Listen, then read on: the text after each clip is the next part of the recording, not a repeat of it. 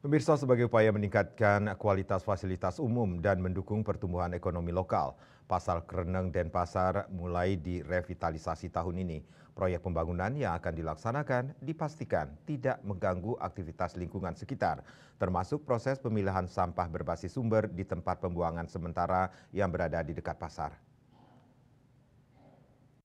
Revitalisasi pasar dilakukan secara bertahap guna memastikan para pedagang tetap berjualan selama proyek berlangsung dan proyek ini juga tidak berdampak langsung pada proses operasional tempat pembuangan sementara demi menjaga kebersihan di lingkungan sekitar pasar.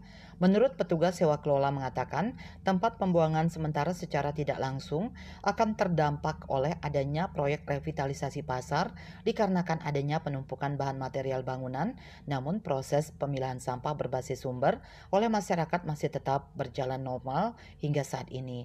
Masyarakat diimbau untuk tetap melakukan pemilihan sampah sesuai dengan aturan pemerintah. Masyarakat menyambut baik proyek revitalisasi ini dan berharap geliat ekonomi masyarakat khususnya di Pasar Kreneng dapat mengalami peningkatan dan kawasan sekitar pasar menjadi lebih tertata, bersih, dan nyaman.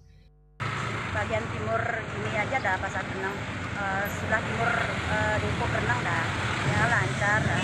Lancar mulai jam 1 siang mulainya pilahan sampahnya. Banyak sih, semua kan sekarang diserahin sama ini desa-desa itu kelurahan itu. Tertib sekarang sih tertib, seterusnya tertib dah gitu. Revitalisasi Pasar Kreneng menjadi salah satu prioritas pembangunan kota berbasis ekonomi kerakyatan dan lingkungan berkelanjutan. Pemerintah juga mengajak seluruh masyarakat untuk turut menjaga ketertiban selama proyek berlangsung. Bunga Widrayani, Bali TV.